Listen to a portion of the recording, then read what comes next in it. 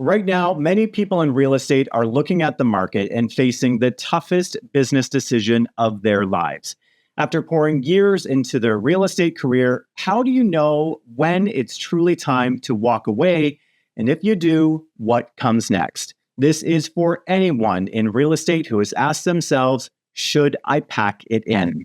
Dr. Amanda Tobe is an organizational psychologist and career transition expert.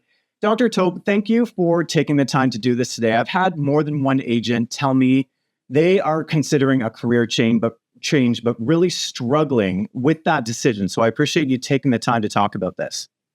Thank you for having me on today, Kyle. So as an organizational psychologist, what are some of those key indicators you look for that really tell a high performer specifically it is time for a career change? A key psychological indicator is probably one that wouldn't surprise you, but it's chronic job dissatisfaction. So the key word being here that it's chronic. And so that what we're not talking about is somebody who is having a bad week, who's having a bad month. And what we are talking about, though, is someone who is experiencing a sustained period of resentment, of resistance, of dread towards their job, where that job no longer feels manageable. They may have lost that connection to their job. And so for a lot of people, we also see that when that misalignment has come into play, it can result in decreases in job productivity, in job performance, and decreases in self-esteem. And so it's really important to see that what might have just started off as some job dissatisfaction can also result in additional issues around burnout and workplace stress. And so I think that the key question is really thinking about what are the sources of that job dissatisfaction, and really starting to think about, can you put your finger on 2 or 3 of those reasons? And then start to think about, are these things that I can maybe alter? Or are there some minor adjustments that I can actually make, or whether it's actually time to pursue a whole new career path entirely? So really starting to think about what are they, and are they signs that my values have shifted and changed, or are these things that maybe with some modifications I can kind of get back on track and restore that job satisfaction? I like how you made the point there. It's not just a bad day. So if you have a bad day and you're thinking, I'm done, I'm out of here, that might not be the case. That might be a bad day. But if you're looking at 2 or 3 months of every day thinking something's just got to change, that's when we start to take this a bit more serious, I guess. Exactly. And when it becomes more chronic, we tend to see more mental health issues that also tend to bubble up. So really, it's starting to affect people in other ways, for example, in their personal and professional lives. It's not even just professional anymore. That's such a good point. Okay, so let's talk to real estate specifically right now in terms of the job skills. A lot of realtors, this has maybe even been their only job, commission sales, and now they don't even know where to go next. So do you know of some maybe underestimated skills that are transferable, possibly even in high demand, where if someone in real estate is looking for that change, this is the industry they should be going for? So realtors possess very highly specialized and technical skills. But when you actually look at how those skills roll up into a set of core competencies, we can start to identify what those transferable skills are. So for example, driving a house sale is a very specific skill and would require multiple sub-skills, but there's also a competency there of sales and communication. And many realtors that I know have very high emotional intelligence, where they have to not only regulate their own emotions, they have to regulate the emotions of buyers and sellers, and sometimes even other agents. So we know that people's skills are soft skills are really high in demand in today's workplace. And I also think that realtors share a lot in common with entrepreneurs when we think about the core competencies, and they have to be nimble and agile and adaptable and know who their target market is, and also be able to develop marketing strategies to be able to reach that target market. So as an example, I see a lot more real estate agents who are now on social media and are learning tools to build their brand or to build their visibility, similar to what most entrepreneurs would have to do. And I think to take this one step further and starting to bring these skills together. So I was just even thinking about that entrepreneur skill set as well as sales and communication. And I think about another career option could be in business partnerships or business development, which we know that these are critical roles that exist across industries, both public and private. Yeah, very good point there.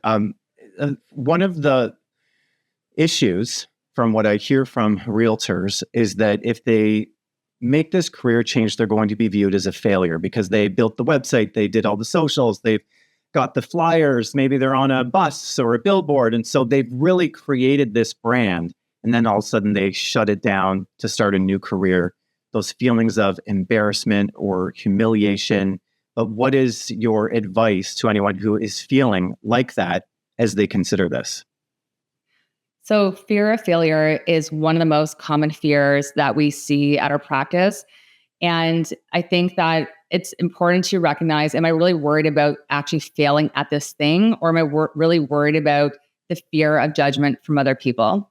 And so what we need to remember is that there is a cognitive bias and distortion that's called the spotlight effect, where we tend to overestimate our importance to other people. So just remembering that, like we think about that we're so important to other people and they're paying all this attention to us when in fact they maybe are not, right? So I think again that the first thing is to get clear on, am I really worried about that setback or the career pause or the failure, or am I really worried about what other people are thinking about me? And I think it's also, and I think it's also important to develop a growth mindset is the other thing I wanted to say around setbacks and challenges and failures, and learning to take the learning from those opportunities and to think about like, what did I really like about this job or what didn't I like about it? But even still, I think to avoid internalizing those setbacks in a very self-critical way is really what's important here. And so in real estate, the housing market is so heavily dated by economics, which we have no control over to begin with. So I'd say to focus on what is in your control, gain clarity about what you really want in your career, and focus on your own happiness. Amazing. So then if that's the goal, that's the focus, and they're moving on, this may be their first time even handing out resumes and cover letters and doing the job search. So what should the first step be as they head out on this journey? It's really important to have a professional and polished job application and resume as part of that.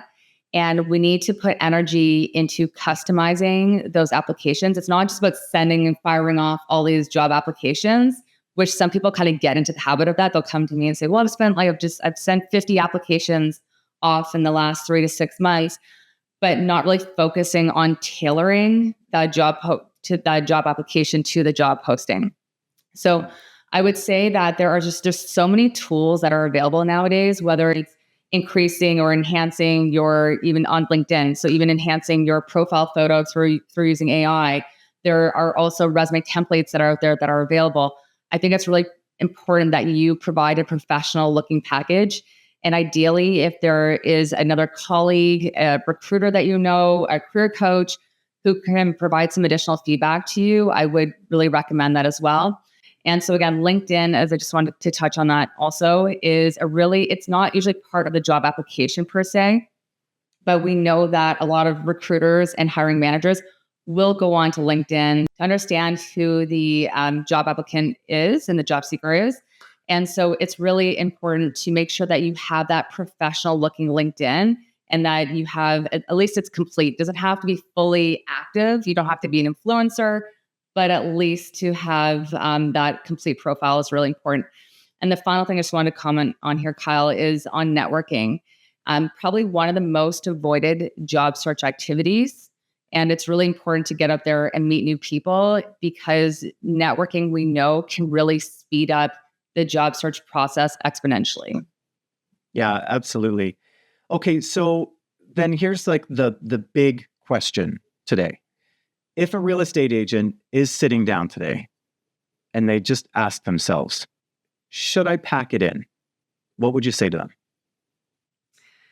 Well, first of all, it's a personal decision and it takes a a process of weighing those pros and cons and coming back to those sources of job dissatisfaction that we talked about earlier, and really understanding like what are my reasons for wanting to leave, and making sure that I've gone through the checklist to see like, are these things that I can try to restore or augment, or whether it's really time to leave. I think that the thing I really wanted to talk about here is how important it is to recognize that if you do take a career pivot, it could actually just be a career pause, and that it doesn't control alt delete the last X years of your experience. It doesn't erase all the years of networking and everything that you've got, that everything that you've done to get to the place where you're at today. So I think it really helps to look at it as temporary, perhaps. So just saying like, I'm just going to try this for a little while and then see how I feel, versus making a decision that we think is final, I think is hard for a lot of people. So I think it can be a lot easier if we think about leaving the door open. That's such a great point. Dr. Amanda Tobe, this is really great stuff. How can people reach you and your team, and how can you and your team help? So we would love to connect with you. We have a team of regulated mental health care providers. We have registered psychotherapists. We have a registered social worker, myself, a psychologist, and even a speech language pathologist. And we help people with the kinds of questions that we've talked about here today. And we help people at all phases of their career search journeys, whether someone is feeling completely stuck, whether they're looking at that career pause, or maybe they're just wanting to have a conversation about what really matters to them at this stage. And so the best thing to do would be to send us an email if you're interested in a free consultation at hello@amandatobepsychology.com. And we'd love to hear from you. And then also you're welcome to follow me on either LinkedIn or on Instagram. My handle is at Dr.AmandaTobe.